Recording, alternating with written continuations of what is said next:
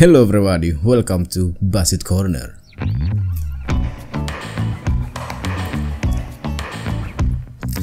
Halo, assalamualaikum warahmatullahi wabarakatuh. Apa kabar semua para subscriber baru? Kita hidup di dunia yang dimana pasti membutuhkan biaya hidup, ya kan?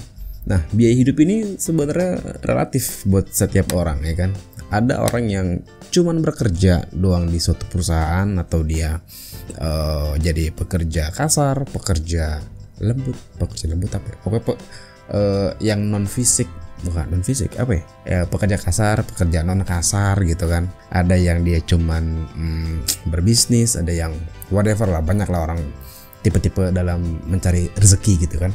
Tapi tetap ada aja orang-orang yang dia di suatu kondisi dia cuman bekerja, tapi dia ditabrakkan dengan kondisi hidup yang mengharuskan dia itu harus punya penghasilan lebih gitu. Dan biasanya orang-orang ini kalau dia berbisnis and then dia punya bisnis lain ya normal gitu kan. Tapi yang cukup capek itu adalah, yang cukup unik adalah dia yang bekerja di perusahaan tapi dia pengen punya tambahan dari the other side gitu kan. Makanya mereka ini mencoba jualan, mencoba peluang baru dari bekerja gitu kan.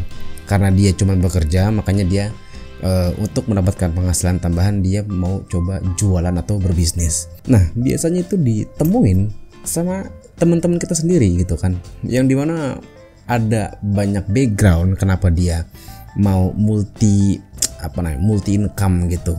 Ada yang memang pertama kondisi, ada juga dia yang memang nggak bisa diem aja gitu pada saat dia pulang kerja gitu, kayaknya harus ada yang dilakuin gitu. Entah mungkin karena mungkin dia keseringan nongkrong, mungkin dia coba hobi, tapi kok lama-lama hobi nggak ada duitnya gitu kan. And then dia coba hobi yang menghasilkan, atau nggak lama-lama dia coba berbisnis. Ada lagi yang ketiga, mungkin dia ini memang FOMO aja gitu, dia memang ikut-ikutan aja gitu. Tapi ini it's okay, semua alasan itu semua masuk akal gitu kan, sepanjang halal gitu kan. Nah, tapi pastinya lu pernah temuin kan temen-temen lu yang basically-nya dia nggak harus bekerja lah, nggak harus dia bekerja dulu di suatu perusahaan lah. Pokoknya dia temen lu jualan, terus dia punya produk, entah produk fisik, F&B, atau dia produknya jasa gitu kan, or whatever. Dan dia sempet nawarin ke lu. Apa reaksi lu pada saat temen lu nawarin dagangan dia atau produk dia? Kan produk banyak nih kan, produk digital, produk jasa gitu kan, produk fisik gitu kan. Apa reaksi lu pada saat temen lu yang itu nawarin produknya ke lu? Jadi gue udah ngerangkum beberapa reaksi manusia yang kalau ditawarin dagangan sama temennya itu reaksinya tuh beragam, macam-macam gitu. Gue akan coba bahas dari yang tipe yang paling normal. Biasanya ada orang yang pada saat temennya jualan terus dia ditawarin, dia bakal berpikir untuk minta diskon atau potongan harga, atau biasa disebut dengan harga teman. Kalau orang-orang yang masih di level ini masih sering ditemukan gitu, masih cukup lumrah gitu. Tapi walaupun perilaku ini kurang mendukung temannya sendiri gitu kan, tapi paling enggak dia masih ada appreciate, menghargai dalam bentuk material, dalam bentuk normal aja gitu. Lu orang punya barang and then lu berani kasih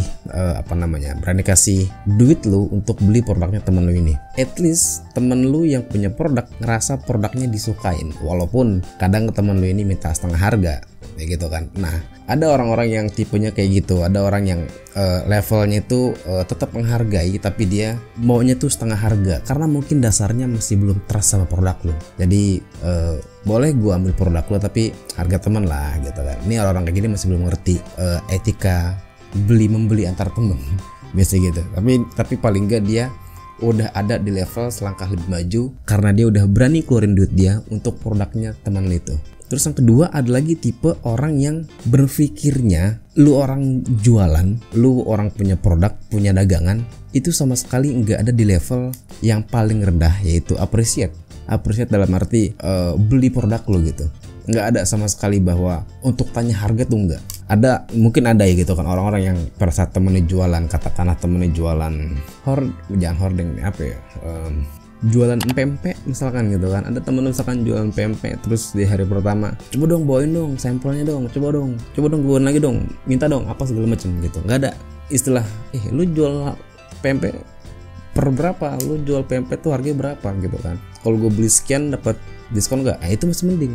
Atau enggak masih mending statement di poin pertama tadi, orang yang masih minta harga temen quote on quote, itu masih mending, masih ada di level dimana oke, gue mau menghargai lu karena lu punya produk, tapi karena kita teman bisa kali kasih harga setengah gitu kan. Itu masih mending dibanding orang yang cuma minta doang, atau enggak dengan embel-embel minta sampelnya dong, habis itu nggak beli sampelnya setiap hari lagi kan. Kasihan teman lo gitu kan, bangkrut gitu lama-lama. Nah itu ada tuh orang-orang yang sama sekali nggak punya appreciate untuk, gue nggak tahu ya, apa dia nggak bisa appreciate atau dia nggak ada pengetahuan kalau siapapun yang jualan ya harus bayar, sesimpel itu, atau nggak punya pengetahuan itu. Tapi paling nggak gini ya, maksud gue harusnya orang-orang yang kayak gini nih jangan dikotomis gitu, jangan yang jualan itu cuman orang di luar pertemanan dia gitu. Sadarin bahwa kalau emang temennya jualan, ya samperin gitu, tanya harganya berapa sih, ini gue beli deh. Bentuk support pertama dari circle-nya elu gitu kan, biar temen lu yang jualan juga pede gitu, karena ngerasa bahwa produknya bagus. At least bukan bagus lah, at least paling nggak produknya ada yang mau gitu kan. Pada saat orang jualan gitu ya, terus produk pertamanya dibeli gitu dengan even sama keluarga, kan itu udah rasa semangat gitu bahwa gokil nih, produk gua ada yang bawa, produk gue keluar nih gitu kan, dari modal operasional gue bisa muterin lagi nih, and then gue lebih semangat lagi kan gitu ya. Ya paling itu dulu lah, paling nggak dia harus ada di level dimana tanya dulu belinya per berapa dan harganya berapa gitu. Kalau lu masih belum bisa appreciate secara utuh, lu bisa minta harga temen dulu dah. Mungkin itu nggak apa-apa buat awal-awal, tapi hindarin lu kebanyakan minta sampel. Kebanyakan minta sampel itu nggak bagus, kasihin temen lu. Terus yang ketiga, ada lagi tipe orang yang kalau temennya jualan itu di depannya senyum-senyum baik aja gitu. Berapa harganya? Ini bisa nggak gue beli sekian? Gue bisa nggak kalau beli sekian dipotong harga jadi sekian persen? Ada tuh di awal-awal baik gitu, tapi dalam hati gondok, kok ini orang selangkah lebih maju daripada gue? Kok ini orang bisa jualan? Keren juga. Kok gue enggak? Jangan-jangan produknya abal-abal lagi. Kan orangnya ABCD. Maksudnya ABCD itu maksudnya kan orangnya begini karena dia cuma ngeliat yang jeleknya doang. Gue nggak yakin kalau dia punya produk, kalau dia jualan. Nah ini nih yang disebut dengan pertemanan iri dengki ya ini.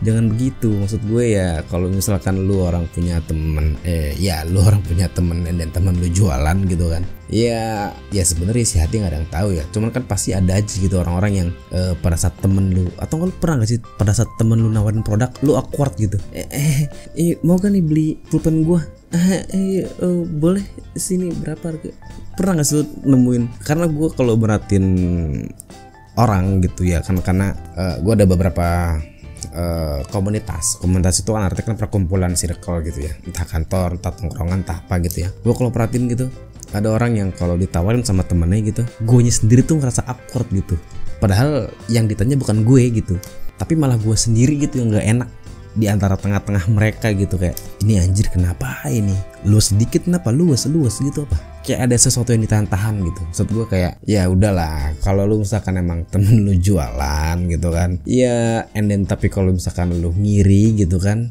ya ngiri, kalau nggak ada manifestasinya ya nggak apa-apa lah. Tapi kalau misalkan lu udah ada perbuatan gitu kan sehingga merugikan temen lu yang jualan, itu nggak bagus tuh. Karena kalau misalkan lama-lama dipendem bisa jadi muncul manifestasi yang negatif. Jadi maksud gue kalau misalkan lu punya temen yang jualan terus nawarin lo orang punya produk gitu kan, produknya dia dinawarin produk ke lu gitu, mungkin lu punya iri hati gitu ya, karena dia mungkin dirasa lu selangkah lebih maju, sadar nggak sadar gitu. Tapi kalau lu udah tahu begitu ya lu juga harus take action, lu juga harus ada movement yang lain gitu. Biar kalau misalkan gini, kalau misalkan temen lu nawarin produk fisik gitu ya, tapi lu ada ngerasa ketinggalan gitu ya, mungkin kalau lu bedah sebenarnya lu itu nggak mampu kayak dia karena lu nggak bisa menciptakan produk secara fisik. Mungkin lu bisa menciptakan suatu produk tapi yang digital, tapi yang bentuknya jasa gitu kan.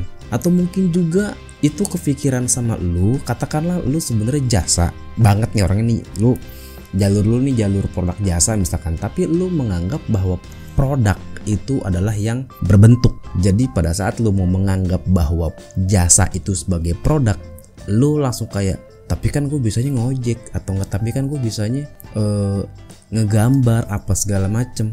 Iya, itu kan juga suatu bentuk produk gitu. Jadi maksud gue, apa yang lu bisa lakuin aja, tapi jangan nyopet. Nyopet itu bukan produk. Ya atau enggak, ya apalah, misalkan yang lu bisa lakuin aja dulu. Nanti pada saat lu ngelakuin, lu take action. Gini pak, biasanya tuh orang kalau misalkan dia ngelakuin sesuatu secara terus menerus and then dia jadi suka, pastinya dia akan ngulik sesuatu itu secara mendalam. Alhasil lu kurang lebih jadi ahli di komunitas lu. Semisal tongkrongan lu, semisal lu orang punya tongkrongan ada 10 orang misalkan, yang lain nih IT apa, pedagang kopi, pedagang es batu gitu kan, pedagang fotografer atau apa misalkan. Tapi nggak ada yang bisa bikin pupuk organik semisal, tapi lu bisa gitu. And then lu coba ngelakuin itu, abis itu lu lakuin secara terus menerus, abis itu lu suka, kemungkinan katakanlah suka, abis lu suka, lu akan mencari tahu itu secara mendalam, Mbak. Apapun hidup lu yang lu cari di internet pasti soal pupuk, entah teknis pembuatan, entah soal inovasinya, entah mungkin sejarah pupuk. Jadi pada saat orang nanya soal pupuk ke lu, apa lu sikat gitu, pupuk yang bagus buat tanah ini apa ya, lu bisa sikat tuh, bisa jawab tuh kayak gitu. Karena ya gitulah. Jadi biasanya orang itu kalau misalkan udah suka, and then pasti dia bakal cari tahu secara mendalam. Dan lu at least lu jadi ahli di komunitas kecil lu lah, paling enggak. Lebih bagus lagi kalau lu jadi ahli di bidang tersebut secara global gitu. Dan terakhir, kalau menurut gue, kalau secara garis besarnya gitu ya, kalau misalkan ada teman-teman lu yang jual sesuatu, berbisnis, berdagang gitu ya, bikinlah reaksi yang positif, apresiasilah temen lu yang punya produk, supportlah dari segi material, dan ya kalau lu nggak pelit-pelit ya lu support, sekalian promosiin lah gitu di Instagram lu atau di WhatsApp lu gitu, sehingga life cycles itu bakal gerak dan roda-roda ekonomi juga bakal bergerak kan gitu. Terus kalau menurut lu semua, apalagi coba reaksi orang-orang ketika dia ditawarin produk atau dagangan temennya ke dia? Apalagi tuh reaksinya selain 3 atau 4 tadi yang gua sebutin? Coba, mungkin ada banyak sih, cuman gua so far yang gua research secara temuan yang paling seringnya itu tadi. Yang pertama adalah minta diskon atau harga temen. Yang kedua cuma minta sampel, minta doang, nggak beli. Terus yang ketiga iri dengki. Sisanya mungkin bisa teman-teman bisa tambahin reaksi apa aja nih orang.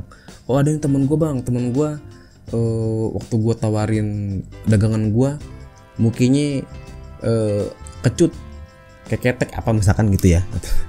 Kayak gitu-gitulah. Ya pokoknya appreciate lah temen lu yang berdagang, oke? Ya udah segitu dulu video gue kali ini. Kalau misalkan lo suka sama video gue, silahkan di like, dan kalau misalkan lo yang belum subscribe, silahkan di subscribe supaya lo nggak ketinggalan video-video terbaru dari gue. Dan jangan lupa nyalain notifikasi belnya, dan jangan lupa besok hari Senin untuk para pekerja, karena saya syuting di hari Minggu tanggal 30 Mei. Dan apa lagi? Untuk kali ya. Oke, segitu dulu. See you and ciao everybody.